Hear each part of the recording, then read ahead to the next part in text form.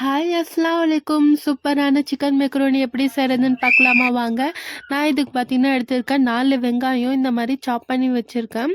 அதுக்கப்புறம் 2 தக்காளி, medium size 2 தக்காளி, புதினா, கொத்தமல்லி எடுத்திருக்கேன். அதுக்கப்புறம் சிக்கன் நல்லா மேரினேஷனுக்கு வச்சுருந்தேன்.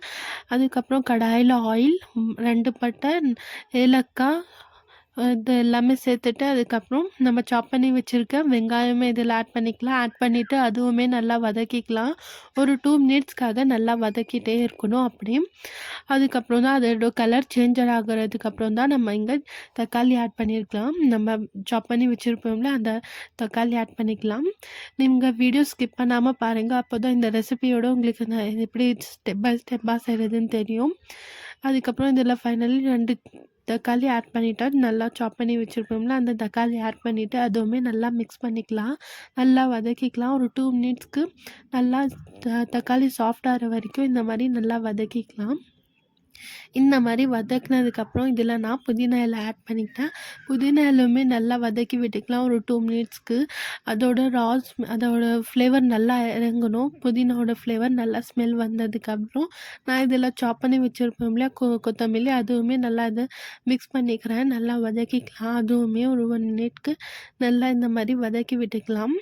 வதக்குனதுக்கப்புறம் பார்த்தீங்கன்னா நான் ஃப்ரெஷ்ஷாக அப்போவே ஜிஞ்சர் கார்லிக் பேஸ்ட் அரைச்சி இதில் ஆட் பண்ணிக்கிறேன். 1 spoon ginger garlic paste add பண்ணிவிட்டு அதுவுமே நல்லா வதக்கி விட்டுக்கலாம். இந்த மாதிரி அதோட ஸ்மெல்லுமே நல்லா வெளியே வரணும். அது வரைக்கும் ஃப்ளேவர் அப்போ தான் அதோட ஃப்ளேவருமே நல்லா இறங்கியிருக்குன்னு அர்த்தம். இதுவுமே நல்லா வதக்கி விட்டுக்கலாம். யாருக்கெல்லாம் சிக்கன் மெக்ரோனி ஃபேவரெட்டுன்னு சொல்லி கமெண்ட் பண்ணுங்கள், நானும் தெரிஞ்சுக்கிறேன். அதுக்கப்புறம் நம்ம சாப் பண்ணி வச்சுருப்போம்ல சிக்கன், அதுவுமே பீசஸ் கட் பண்ணி வச்சுருப்போம்ல அதுவுமே இதில் ஆட் பண்ணிக்கலாம். இந்த சிக்கனுக்கு பார்த்திங்கன்னா வாங்கிட்டு வந்த உடனே வாஷ் பண்ணிவிட்டு எப்போவுமே மஞ்சள்தூள், மிளகாத்தூள், அதுக்கப்புறம் தனியா பவுடர், உப்பு எல்லாமே மிக்ஸ் பண்ணி மேரினேஷனுக்கு வச்சுருவேன். வச்சுட்டு நல்லா சிக்கன் அதோட மசாலா இதாகி இருக்கும், இல்லைன்னா சிக்கனுக்கு மசாலா இதாகாமல் இருக்கும். அதுக்கப்புறம் இதெல்லாம் நம்ம ஸ்மால் அதாவது சின்ன சின்ன பீஸாக கட் பண்ணி இதில் ஆட் பண்ணிக்கிட்டு நல்லா இதுவுமே நல்லா வதக்கி விட்டுக்கலாம். இந்த மாதிரி ஆயில் செப்பரேட் ஆனதுக்கப்புறம் நம்ம இதில் பார்த்திங்கன்னா மஞ்சள்தூள், மிளகாத்தூள் 2 ஸ்பூன் ஆட் பண்ணிக்கிறேன் நான் இங்கே. அதுக்கப்புறம் இங்கே மல்லி இலை பார்த்திங்கன்னா அதாவது தனியா பவுடர் 2 ஸ்பூன் ஆட் பண்ணிக்கிறேன் நான் இங்கே. தனியா ஸ்பூனுமே 2 ஸ்பூன் ஆட் பண்ணிவிட்டு அதுக்கப்புறம் நல்லா மிக்ஸ் பண்ணி விட்டுக்கலாம். நல்லா கலந்து விட்டுக்கலாம். ஒரு 2 to 3 மினிட்ஸ் வரைக்கும் இதுவுமே நல்லா கலந்து விட்டுக்கிட்டால் தான் மசாலா நல்லா சிக்கனில் போய் இறங்கும், ஃப்ளேவர்ஃபுல்லாக இருக்கும். அதுக்கப்புறம் இதில் பார்த்திங்கன்னா இந்த மாதிரி 2 மினிட்ஸ் குக்காக விட்டுடுறேன் மீடியம் ஃப்ளேம்லேயே. அதுக்கப்புறம் இதில் நான் கரம் மசாலா ஆட் பண்ணிக்கிறேன்.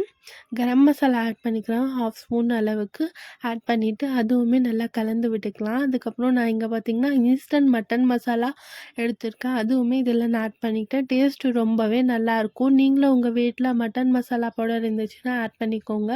டேஸ்ட்டு ரொம்பவே சூப்பராக இருக்கும். இந்த வீடியோ பிடிச்சிருந்தா நீங்கள் மறக்காமல் லைக் பண்ணிக்கோங்க. நீங்கள் நம்ம சேனலுக்கு புதுசாக இருந்தீங்கன்னா சப்ஸ்கிரைப் பண்ணிவிட்டு பாருங்கள். நான் இங்கே பார்த்திங்கன்னா 2 ஸ்பூன் அளவுக்கு சால்ட் ஆட் பண்ணிக்கிறேன். சால்ட்டுமே ஆட் பண்ணிக்கிட்டு நல்லா மிக்ஸ் பண்ணிக்கலாம். நீங்கள் இந்த மாதிரி சிக்கனம் அதாவது வறுவல் செய்கிறதுனாலும் சேம் இதே மெத்தடில் கொஞ்சமாக தண்ணி சேர்த்துட்டு நீங்கள் வேக வச்சுட்டா சூப்பரான சிக்கன் வறுவல் ரெடி ஆகிடும். இந்த மாதிரி ட்ரை பண்ணி பாருங்கள். பிரியாணி சிக்கன் வறுவல் இது. பிரியாணி மசாலாவோட சிக்கன் வறுவல் ரொம்பவே நல்லாயிருக்கும். அதுக்கப்புறம் நான் இங்கே மெக்ரோனி செய்கிறதுனால நான் இங்கே தண்ணி ஆட் பண்ணிக்கிட்டேன். தண்ணி தேவையான அளவு நீங்கள் மெக்ரோனி பாயில் ஆகிறதுக்காக நான் ஆட் பண்ணியிருக்கேன். இதுக்கப்புறம் நல்லா கலந்து விட்டுக்கலாம் ஒரு 2 மினிட்ஸ்க்காக. இதே மாதிரி கலந்து விட்டுக்கிட்டு அதுக்கப்புறம் நான் இங்கே பார்த்திங்கன்னா ஹோம் செஃப் பாஸ்தா மெக்ரோனி எடுத்திருக்கேன். நான் இங்கே 750 கிராம்ஸ் மெக்ரோனி ஆட் பண்ண போகிறேன். இப்போது இங்கே நல்லா 5 மினிட்ஸ்க்கு பாயில் வரட்டும். பாயில் வந்ததுக்கப்புறம் நான் இங்கே மெக்ரோனியை ஆட் பண்ணிக்கிறேன். இந்த மாதிரி நல்லா பாயில் வரணும் 5 மினிட்ஸ்க்காக. வந்ததுக்கப்புறம் தான் நான் இங்கே மெக்ரோனியாவை ஆட் பண்ணிக்கிட்டேன். 750 கிராம்ஸ் மெக்ரோனி எடுத்துருக்கேன். நல்லா இந்த மாதிரி கலந்து விட்டுக்கலாம் மெக்ரோனியுமே. அப்போ தான் அந்த மெக்ரோனியோட அந்த நம்ம மசாலா எல்லாமே அதுக்குள்ளே போய் ஃப்ளேவர்ஃபுல்லாக வரும். இந்த மாதிரி நல்லா கலந்து விட்டுக்கலாம் ஒரு 2 மினிட்ஸ்க்கு. விடாமல் மிக்ஸ் பண்ணி விட்டுட்டு அதுக்கப்புறம் இது பார்த்திங்கன்னா 20 to 25 மினிட்ஸ் வரைக்கும் நல்லா வேகணும். இந்த மெக்ரோனி குக் ஆயிடுச்சுன்னா சூப்பரான சிக்கன் மெக்ரோனி ரெடி ஆகிடும். நீங்களும் இந்த மாதிரி மெத்தடில் ட்ரை பண்ணி பாருங்கள். உங்களுக்கு ஏதாச்சும் டவுட் இருந்துச்சுன்னா கமெண்ட் பண்ணி கேளுங்க. நான் உங்களுக்கு கமெண்ட்க்கு ஆன்சர் பண்ணுறேன். வீடியோ பிடிச்சிருந்தா மறக்காமல் லைக் பண்ணிவிடுங்க, சப்ஸ்கிரைப் பண்ணிவிடுங்க. உங்களுக்கு ஏதாச்சும் டவுட் இருந்ததுன்னா கமெண்ட் பண்ணி கேளுங்க. உங்கள் ஃப்ரெண்ட்ஸ்க்குமே ஷேர் பண்ணுங்கள். இதே மாதிரி நிறைய ரெசிபிஸ் உங்களுக்காக கொண்டு வரேன். தேங்க்ஸ் ஃபார் வாட்சிங். பாய்.